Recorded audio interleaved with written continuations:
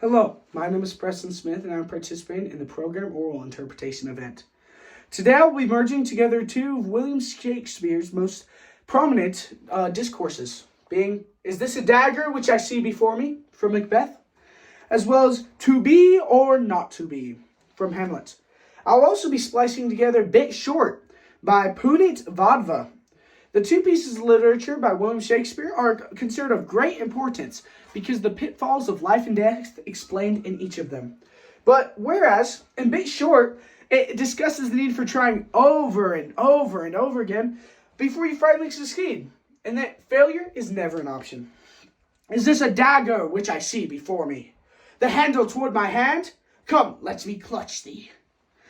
I have thee not, and yet I see thee still. Art thou not, fatal vision, sensible to feeling as to sight, or art thou but a dagger of the mind of false creation, proceeding from the heat oppressed brain? I see thee yet in form as palpable as this which now I draw. Thou marshallest me the way that I was going, and such an instrument I was to use. Mine eyes are made the fool of the other senses, or else worth all the rest I see thee still, and on thy blade indulging gouts of blood, which was not so before. There's no such thing. It is the bloody business which informs. Thus to mine eyes, now o'er the one half world, nature seems dead, and wicked dreams abuse. The curtained sleep witchcraft celebrates, pale Hecate's offerings, and withered murder. Alarmed by his sentinel the wolf, oh, whose howl is watched thus with his stealthy pace. With Tarquin's ravishing strides towards his design, moves like a ghost, thou sure and firm set earth. Hear not my steps, which way they walk, for fear thy very stones prate of my whereabouts, and take the present whore from the time, which now sits with it, while I threat he lives, which to the heat of deeds too cold breath gives. I go when it is done, the bell invites me. Hear it not, Duncan, for it is a knell that summons thee to heaven, or to be, or not to be.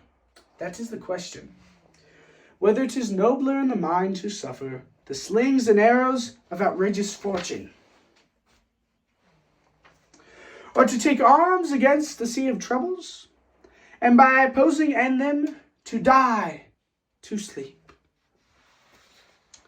No more, and by a sleep to say we end the heartache and the thousand natural shocks. That flesh is heir to, 'tis a consummation, devoutly to be wished, to die, to sleep. To sleep perchance to dream, aye, there's the rub. For in that sleep of death, what dreams may come? When we have shuffled off this mortal coil, must give us pause, there's the respect that makes calamity of so long life. For who would bear the whips and scorns of time, the oppressor's wrong, the proud man's contumely, the pains of disprized love, the law's delay, the insolence of office, and the spurns that patient merit of the unworthy takes, when he himself might his quietus make? With a bare bodkin, who would fardows bear, to grunt and sweat under a weary life? But that the dread of something after death, the undiscovered country from whose bourne no traveler returns, puzzles the will, and makes us rather bear those ills we have than fly to others that we know not of. Thus conscience doth make cowards of us all, and thus the native hue of resolution is sickled o'er with the pale cast of thought, and enterprises of great pith and movement with this regard their currents turn awry, and loses the name of action.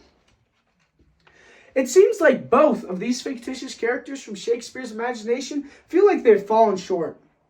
Speaking of falling short, a few months ago, I was visiting a doctor's clinic near my house with my wife. As I parked the car outside the doctor's clinic, and stepped outside, I saw a little stray dog come towards me. There's something weird though. That dog looked like an astronaut from outer space. When I saw closely, the dog's head was trapped in a big plastic jar. It was constantly bumping himself against something or another. I was running very late for the appointment, and since the doctor was about to leave, I went inside. After 30 or so minutes, I came out of the clinic to find that dog still sitting there. I asked a security guard who was standing nearby about what had happened. He mentioned that some naughty kids had enticed him to eat something in the jar, and after he got trapped, they left him there after their share of laughs was over. The dog had been like that for 2 days, and he was fatigued, dehydrated, and almost out of breath. I decided I was going to help him. I went closer to him and tried to pull the jar out.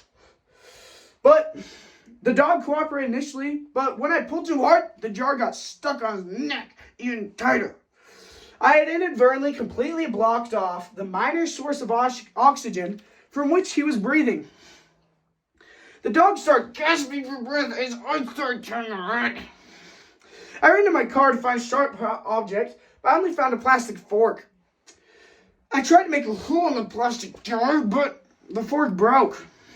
I was desperately racing against time, but after applying a lot of pressure on the hard jar, using the handle of the broken fork, I was able to make a small hole. The dog started breathing again and ran away. I was so relieved that I was not going to be the man who killed the dog. But then, as I sat in my car, I recollected the numerous incidents in my life when I had given up at the last minute. Even though I'd punctured the jar, I probably gave the dog just one more day to live before he would die of dehydration and hunger. I ran behind that dog who was hiding under a car, pulled him out, and pinned him down with help from my wife.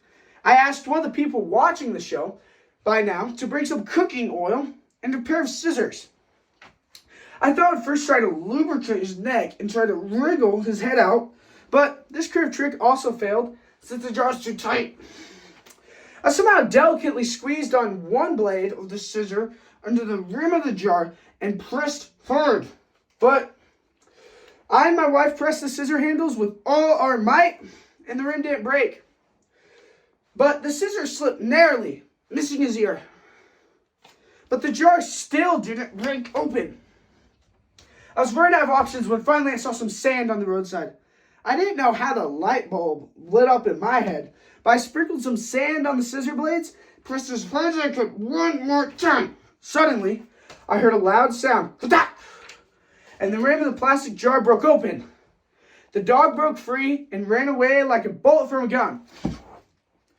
That day, since I decided that I was not going to fall short, I ended up saving a life. Ladies and gentlemen, Thomas Edison failed more than 1,000 times before he invented the light bulb. Had he stopped at the 1,000th attempt, you and I would still be sitting in the dark. Henry Ford failed and went broke 5 times before he invented the first affordable car. Had he stopped at the 4th attempt, we would all be riding horses. Elon Musk failed 3 times before launching the massively successful Falcon rocket. Because of his persistent efforts, we may one day commute to and from Mars. So friends, when you try all the way. And if you feel like giving up next time, I urge you to walk 1 extra mile, work 1 extra day, and stretch 1 extra hour. And you will be amazed what happens when you don't fall short.